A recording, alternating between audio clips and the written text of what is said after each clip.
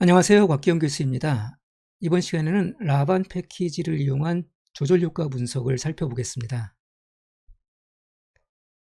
조절 효과 분석은 독립변수 x에서 종속 변수 y에 이르는 영향관계가 제3의 변수인 조절 변수 g에 의해서 달라지는지 검증합니다. 현재 이 슬라이드에는 두 개의 조절 효과 모델이 그려져 있습니다. 왼쪽의 A는 조절 효과 모델의 개념적 모델이고, 오른쪽의 B는 조절 효과 모델의 분석 모델입니다. 보통 논문에서 조절 효과 모델을 표현할 때는 왼쪽과 같은 개념적 모델의 형태로 표현을 합니다. 독립변수 x에서 정속변수 y로 가는 경로상에 조절변수 g가 영향을 미치는 형태로 조절 효과 모델을 표현을 합니다. 하지만 실제 분석을 할 때는 오른쪽의 B와 같은 형태로 모델을 만들어서 분석을 진행을 합니다. 독립변수 x와 조절변수 g 간의 상호작용이 정속변수 y에 미치는 영향이 유의한지 검증합니다. 독립변수 x와 조절변수 g 간의 상호작용은 독립변수와 조절변수의 곱으로 표현이 됩니다. 조절효과가 존재하면 조절변수의 크기에 따라 독립변수와 종속변수 간의 관계가 강해지거나 혹은 약해집니다. 또는 영향관계가 반대 방향으로 바뀌기도 합니다. 이런 의미에서 조절 효과를 상호작용 효과라고도 부릅니다. 여기에서는 라반 패키지에 포함되어 있는 Political Democracy 데이터셋을 이용하여 조절 효과 분석을 살펴보겠습니다. Political Democracy 데이터셋은 한 시점에서의 산업화 수준과 두 시점에서의 민주화 수준을 다양한 관점에서 측정한 변수들로 구성되어 있습니다. Political Democracy 데이터셋에는 모두 11개의 관측 변수가 포함되어 있습니다. 각 관측 변수는 3개의 잠재 변수를 측정하도록 개발되었습니다.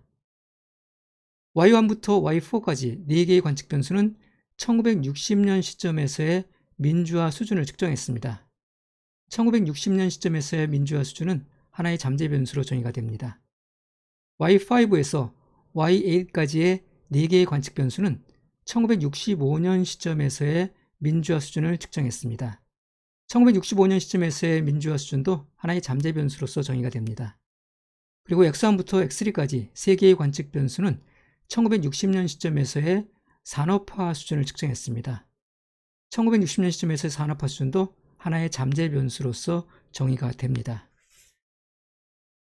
우리 이미 지난번 강의 라반 패키지를 이용한 측정 모델과 구조 모델 분석에서 이 데이터셋을 이용한 구조 방정식 모델링 수행 절차를 공부한 바 있습니다. 이 강의는 그 앞서의 강의를 바탕으로 하고 있습니다. 따라서 앞의 강의를 듣지 않은 분은 먼저 앞 강의를 듣고 오시기 바랍니다. 오늘 살펴볼 조절효과 모델은 이 슬라이드의 그림과 같습니다. 1960년의 산업화 수준 인도 유권과 1965년의 민주화 수준 댐 6호 간의 영향관계가 1960년의 민주화 수준 댐 60에 따라 달라지는지 분석합니다. 여기에서 인도 60은 독립변수이고 댐 6호는 종속변수입니다. 댐 60은 인도 유권과 댐 6호 간의 영향관계를 조절하는 조절 변수로서의 역할을 수행합니다. 조절 효과 분석을 위해 먼저 독립 변수와 조절 변수의 곱으로 표현되는 상호작용항을 생성합니다. 상호작용항은 독립 변수와 조절 변수의 모든 가능한 관측 변수들을 곱해서 만들어집니다. 이러한 작업은 샘툴스 패키지의 인드 프로드 함수를 이용하면 편리합니다. 샘툴스 패키지의 인드 프로드 함수는 독립 변수와 조절 변수의 모든 가능한 관측 변수의 곱을 생성해서 변수로 만들어줍니다. 그래서 이와 같이 인드 프로드 함수를 실행을 해서 새로운 데이터셋을 만들 수가 있습니다. 생성된 변수 이름을 살펴보시면 기존의 11개의 변수 이외에 추가로 12개의 변수가 새로 생성이 됐습니다. 여기서는 독립변수의 관측변수가 3개가 있고 조절변수의 관측변수가 4개가 있기 때문에 모두 12개의 새로운 관측변수가 생성이 됩니다. x1.y1부터 시작을 해서 x3.y4까지 모든 조합의 변수가 생성이 됩니다. 상호작용항은 모델에 투입되는 기존 변수의 곱으로 이렇게 만들어지기 때문에 다중공손성의 문제에 취약합니다.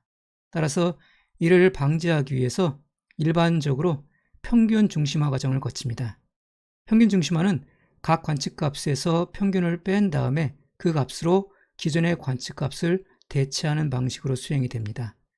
인드프로드 함수에는 min c 인수와 더블 mc 인수의 true를 지정하면 그러한 평균 중심화 과정이 수행이 됩니다.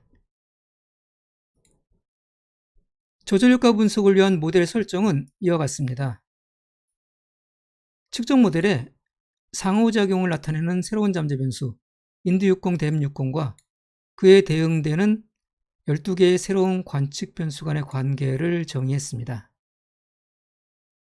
구조 모델에는 독립변수와 조절변수, 그리고 독립변수와 조절변수의 곱으로 생성한 새로운 잠재 변수 인드60, 댐60을 포함시켰습니다.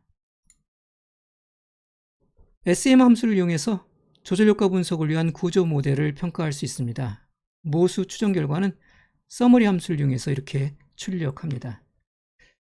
출력된 결과 가운데 우리가 관심 있는 부분은 여기 있는 리그레션 섹션입니다. 이 섹션에는 잠재 변수 간의 영향관계와 그에 대한 통계적 유의성이 나타나 있습니다. 1960년 산업화 수준 인드60과 1960년 민주화 수준 댐60은 1965년 민주화 수준에 통계적으로 유의한 영향을 미칩니다. 유수는 0.05를 기준으로 했을 때 P값이 0.05보다 모두 작습니다. 반면에 1960년 산업화 수준과 1960년 민주화 수준 간의 상호작용은 P값이 0.463으로서 유의수준 0.05에서 통계적으로 유의하지 않습니다. 따라서 두 예측 변수 간에는 상호작용이 존재하지 않습니다. 결과 변수와 독립 변수 간의 관계 패턴은 조절 변수의 크기에 따라서 달라지지 않습니다.